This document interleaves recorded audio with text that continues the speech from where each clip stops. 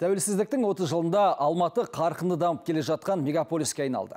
Қала тәуелсіздіктің алтын бесігі атауын абыроймен көтеріп келеді. Шаһарымыз мәдени, қаржы, білім, туризм орталығы ретінде өсіп, өркендеді. Қала басшылығы тарихтың куәсі болып табылатын бұрынғы ғимараттарды көздің қарашығындай сақтауға айрықша мән беріп келеді. Одан бөлек, мұнда көптеген жаңа ғимараттар, бизнес орталықтар салынды. Алматыға кейіннен қосылған аудандарда күннен күнге дамып келеді. Осыдан 7 жыл бұрын ғана қалыптасқан бір ғана Наурызбай ауданында халық саны 160 мыңнан асады. Жаңа Алматы 30 жылда қалай дамыды? Оразай Нұртайдың сюжетінен білсек. Алматы әсем көркімен, жаңа жайлы ғимараттарымен есте қалатын ірі мегаполис. Алатауы айқара ашылып қарсы алса, көктебесі жайқала жадырап құшақ жаяды.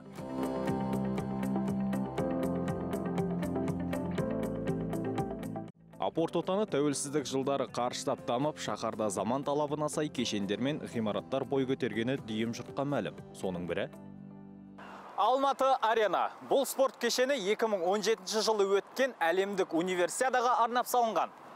Бүгінгі таңда жастардың арасында спортқа деген қызығушылығын оятып, еліміздің абыройын төрткүл дүниеге асқақтатты. Көп функциялы кешен универсиада мұрасы ретінде Қазақстанның бастаушы спорт ғимараттарының бірі болып, жылына 600 мың көрермен қабылдайды. Сондай-ақ кәсіпқой спортшылар үшін тұрақты жаттығу нысанына айналды. Айта кетсем, дәл осы Алматы аренада футзалдан чемпиондар лигасы жоғары деңгейде ұйымдастырылып, кәрі құрлықтың азулы командалары алматылық қайратпен бақ сынасты.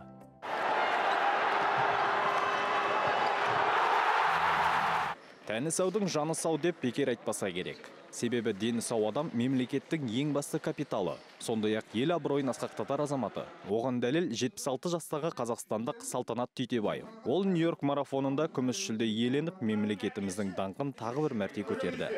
Менде мына жүгіріп келе жатқанда менің мына жердегі байқымда Қазақстан деген жазу бар. Соны жүгіріп келе жатқан көреді, Қазақстан деп ақырады. Қандай қуанасың. Әйтеуір Қазақстан таныстырып кеттің ғой. Тәуелсіздіктің алтын бесігінде ғимараттардан бөлек тұрғындарға жайлы көгалдандырылған саябақтар да ашылды. Мысалы, биыл ғана Тереңкурда 5000-ға жуық бұта отырғызылып, жасыл қор қалпына келтірілді. Қала тұрғындарының ұсынысы бойынша автотұрақтың орнына спорт пен балалар алаңы салынып, санитарлық тораптар орнатылды. Осылайша Тереңкур отандастарымыз бен шетелдіктердің көзайымы болып отыр.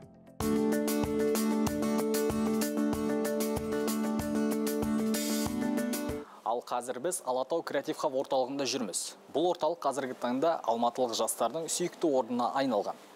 Себебі мұнда олар өздеріне қажетті оқу құралының барлығын таба алады. Сондай-ақ олар шетел классиктермен танысып, ұлттың тарихынан сыр шертетін кітаптарды табады. Бұрын Алматыда бұндай аз болатын негізі. Жамбыл атындағы кітапхана, сосын кейбір кітап дүкендерін нететіміз, сол жақты жағалап оқитын едік. Қазір үйім жанында осындай 5-10 минуттық жер, келіп осы жерден кітап оқып, басқа да кітаптарды қарап, бір жағынан жаңағы нетворкинг дейді ғой, коммуникацияға да жақсы да, сондай өзіңнің бір жерге кез келген адам келе бермейді, бір жерге жаңағы білім ізденіп, кітап оқысы келетін осындай бір ортаны табуға бір үлкен мүмкіндік бұл жер. Қарт Алатаудың баурайындағы әсем шаһар мәдени дамудың қаласы. Талай мықтының үлкен өнерге қанат қағуына себепші болды. Бүгінде сол үрдіс әлі де жалғасып келеді. Алатау дәстүрлі өнер театры. Бұл мәдениет ордасы тәуелсіздіктің 25 жылдығында ашылып, бүгінде өзінің мол репертуарымен, өзінің стилімен ерекшеленді. Республика көлемінде ғана емес, шетел сахналарында ұлттық тілді насихаттап, мемлекеттің мәдени дамуына өз үлесін қосып келеді. Бұл театр жалпы орталық Азияда жалғыз театр. Бұндай театр көп орталық Азияда көп мемлекеттерде жоқ. Осындай бір үлкен ұлттық өнерді, ұлттық дәстүр өнерді дәріптеу мақсатында осындай формат берілген бұл мекемеге. Жаңа есімдерімізбен актерлар көрініп жатса, тәрбиеленіп жатса, енді алма-кезек заман, кезек-кезек жағадағы тастарға кезек орылған бір толқындай, жаңа толқын келіп, оның толқыннан артымен толқын келіп, театрдың дәстүрін сақтай отыра, ұрпақтан ұрпаққа. Сол себепті ол немен көрінеді? Әрине жақсы, ұтымды қойылымдармен. Алматы үлкен белестерді бағындырған қала, ал табиғаты бір бөлек. Жетісудың еркесінде елітіп, еркелей түседі. Арманыңды арманға жалғайды. қаланың зәулім ғимараттары барлығы да бейнебір әсем әуендей. Оразай Нұртай, Сағынғали Мұңайтпасов, Алматы телеарнасы.